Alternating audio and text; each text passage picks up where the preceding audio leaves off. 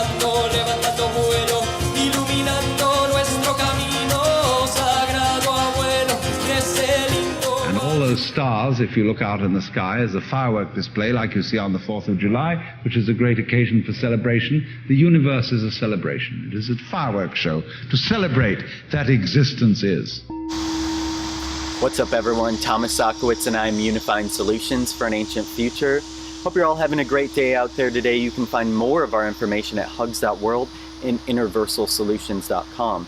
So today I'm going to be doing my best to take a vast topic of information and condense it down into a very small space, and synchronistically so, because the first thing I want to talk about is that our human body is a microcosm to the macrocosm of the entire celestial cosmos. Now, what does this mean? This means that we are essentially living in a very small fractal of the very large cosmos around us.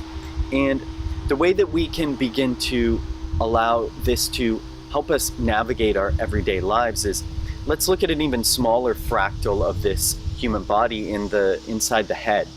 And we have inside of our head, we have the 12 major nerve centers. These 12 major nerve centers, of course, map out to the 12 astrological signs, the infamous 13th sign being the unification of all of these in harmony with one another.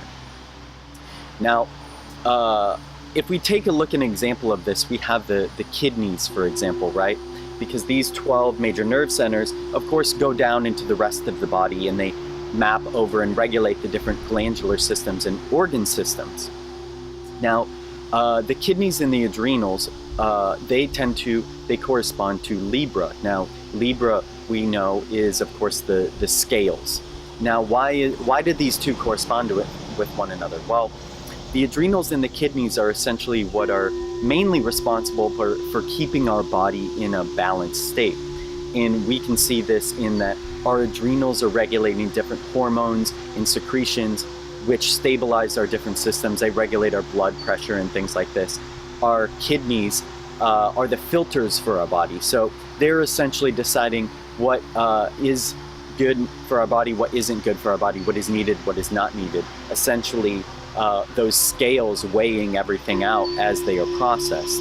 Now, the way this can become a sort of archonic force is when one of these archetypal systems start to become out of balance with one another.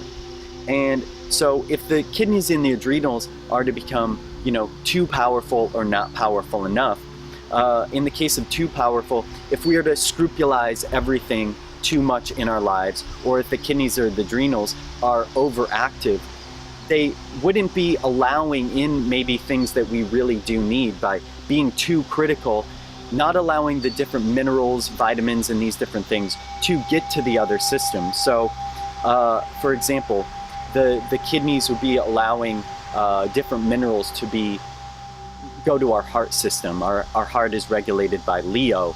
Our heart is what pumps out the blood and these different chemicals and things to the rest of our body. So if it can't get what it needs, then it is now in a battle with this other archon or organ or glandular system.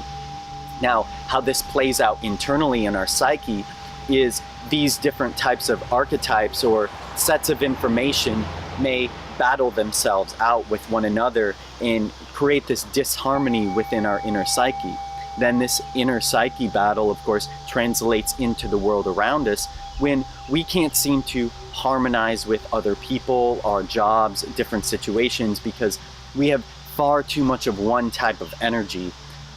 And the way that we can begin to assist this is by looking within. We can look at the way these different types of archetypes or energies are playing out with one another. And then we can use different things to start to begin to harmonize them. This is why the plants have been categorized into different astrological signs, so that we know that a certain plant may be good for helping bring our kidneys back into balance. This is why it is given a different sort of planetary rulership. So there is a way of knowing that this type of plant kind of helps govern or is governed by these different types of energies, so that we can bring in kind of a counterweight to kind of shift things back into the center, into a state of harmony and balance. So I hope this has begun to give you guys an example of how the archons, the celestial archetypes of the astrological signs, and the body, the 12 major centers, all map out, and we can begin to bring these into a state of balance and harmony in each of our everyday lives. And I hope you're all having a great day, and thank you for tuning in. And since you're all here and engaged in this sort of inquiry and listening to this sort of lecture, I assume that you're all on the process of waking up. Or else you're teasing yourselves with some kind of flirtation with waking up.